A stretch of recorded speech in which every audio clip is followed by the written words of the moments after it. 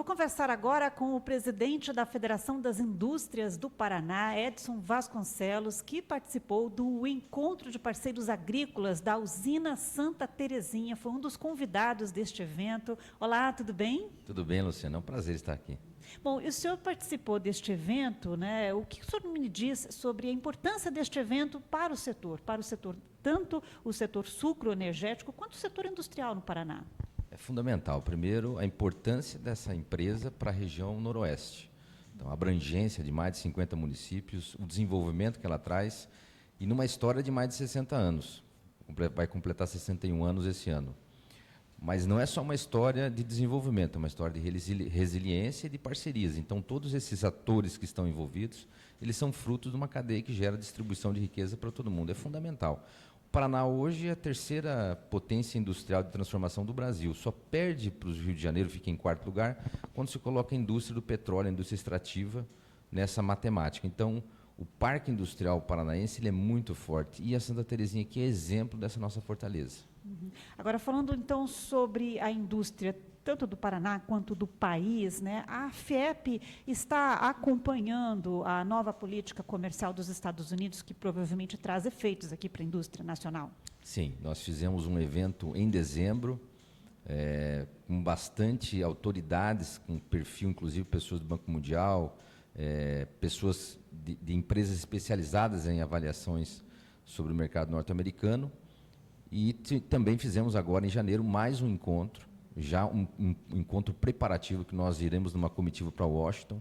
Nós precisamos reforçar essa comunicação, nós temos uma deficiência do governo federal agora em comunicar com o governo norte-americano. O governo norte-americano o Estado norte-americano, os Estados Unidos, é hoje um dos maiores parceiros comerciais do Paraná, perde só para a China, mas é o segundo maior parceiro. É importante essa parceria, inclusive quando nós falamos de produtos beneficiados. Em matérias-primas, commodities, a China ganha, mas quando se fala de valor agregado, os Estados Unidos é um grande mercado. O nosso entendimento é que pode, em algum momento, em algum ponto, em algum produto, pode ter algum prejuízo. O Paraná parece que, a princípio, não tem nenhum risco, mas as janelas de oportunidades também existem, né? A grande preocupação é numa restrição à indústria chinesa de produtos manufaturados que possam inibir a entrada desse produto norte-americano, no comércio norte-americano, e acabem virando talvez para o Brasil ou para outra localidade para eles poderem fazer a vazão natural do produto deles. E isso automaticamente pode afetar uma ou outra indústria aqui dentro. Mas o que nós percebemos é que o Brasil daqui a pouco pode sim ser um grande parceiro, inclusive de empresas que vão ter restrições no mercado norte-americano e começar a fazer M&As, transferência de tecnologia. Nós fomos à França no final do ano passado e esse tema veio à voga.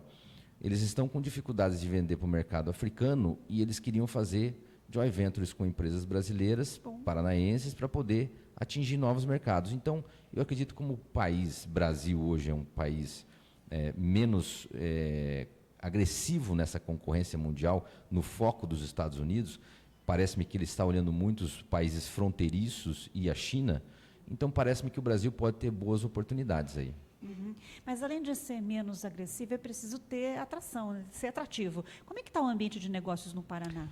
No Paraná e no Brasil, acho que nós temos que avaliar, quando nós falamos de políticas industriais nacionais, o Brasil, comparativamente a outros países emergentes, ele tem uma dificuldade muito grande quanto à questão carga tributária. Então, temos uma reforma tributária que tem como pilar principal a indústria, na tentativa de trazer a indústria como um dos pilares de desenvolvimento, e não tem como ser diferente. A indústria é quem exporta, traz recursos de oxigênio ao comércio e serviço. Se não tiver indústria, o caminho é muito ruim, a balança comercial.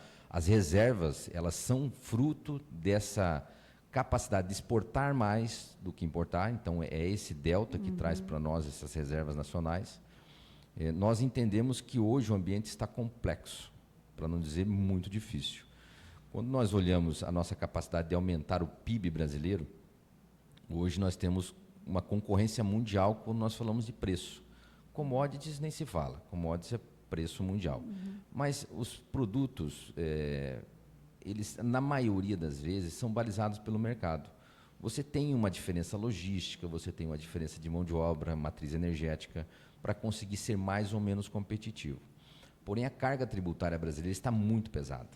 Então, quando nós pegamos esse delta de diferença das cargas tributárias dos países emergentes para o Brasil, significa, no mínimo, R$ 1 trilhão que sai da mão da iniciativa privada, que tem obrigação de, todo ano, investir em tecnologias, em novas tecnologias, para poder ter competitividade e ter preço para vender.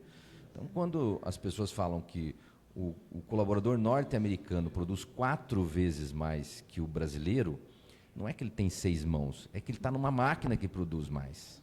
Então, isso requer intensivo investimento em tecnologia. Quando, de um lado, nós temos o governo federal sugando ao máximo aquilo que poderia ser resultado das empresas, do outro lado, nós temos uma taxa de juro inadequada para você fazer investimentos e contratar o seu parque tecnológico. Aí nós temos 2 pontos, a disponibilidade de recursos, que é difícil, e o custo desse recurso. O grande concorrente aqui, quando nós falamos do recurso financeiro, é o próprio governo federal. Então, o governo federal é quem mais hoje vai a mercado buscar esse dinheiro porque ele quer rolar sua dívida. Então, quando nós tivemos a taxa Selic lá atrás, no último governo, a 2,6%, o juro efetivo não era 2%. Tem um spread bancário, não era 2,6%. Então, uma coisa para nós é o juro efetivo. Outra coisa é a referência da Selic, que é, na verdade, a fome do governo federal em enrolar sua dívida e captar.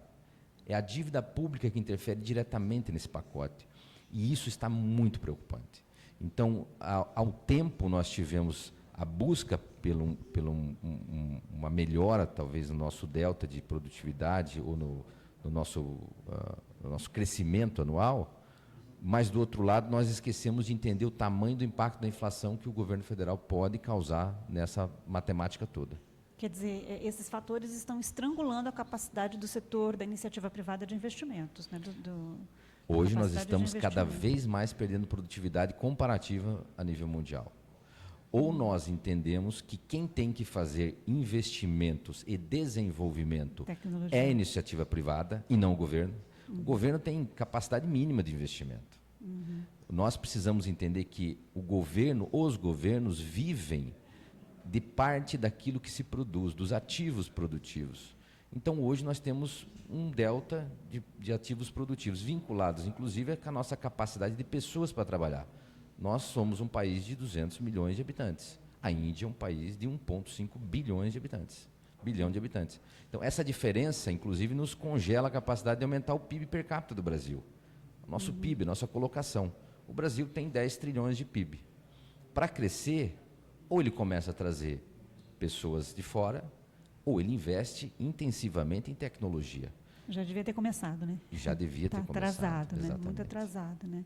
E esse cenário, né? Agora com a reforma tributária, vocês já fizeram uma análise, já conseguiram entender qual vai ser realmente o efeito da reforma tributária na indústria? Nós fizemos, inclusive na indústria paranaense, as federações, os estados dentro da federação não têm a mesma configuração, então depende muito da matriz industrial. Nós entendemos que a reforma tributária ela tem 3 grandes vertentes. A primeira é a simplificação. Eu acredito que essa reforma tendencia, se não houver muitas mudanças, muitas metamorfoses, tendencia a ter uma certa simplificação. Outra é a tendência de distribuir mais a capacidade das pessoas pagarem o tributo e não poucos pagarem muito. A indústria não era um caso sobre acumulatividade. Então, a indústria mundial, principalmente quando se falava da Lei Candir, você não exporta tributo, você não pode exportar tributo. Então, a reforma vem muito para reconfigurar essa linha.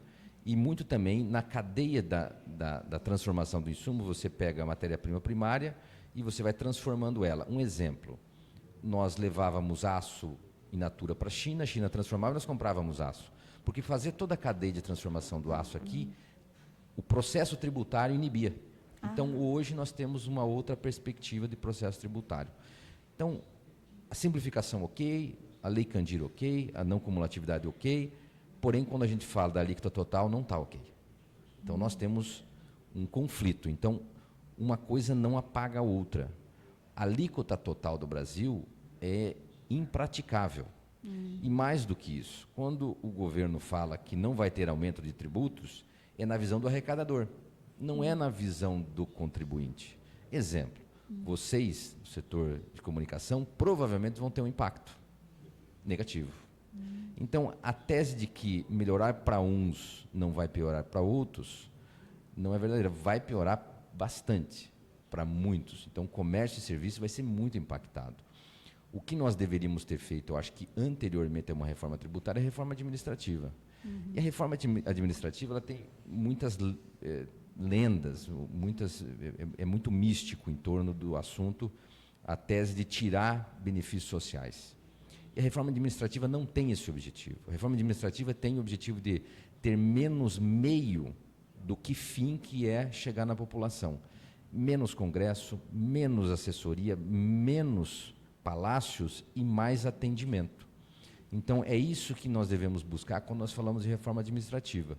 Quando você vê hoje o arcabouço de representantes, o arcabouço de dinheiro que fica no meio da operação política, fundos partidários, penduricários que tomam enorme capacidade do país, devolver na ponta. Então, hoje a carga tributária é muito grande. Outro caminho seria melhorar a capacidade de a gente ter o dobro ou o triplo de ativos tecnológicos e também de capacidade de aumentar o PIB, para aquela fatia que o governo toma, porque ele pega de quem produz, ser menos impactante. Então, poderia ter uma carga tributária de 20% e a gente ter o dobro de ativos tecnológicos.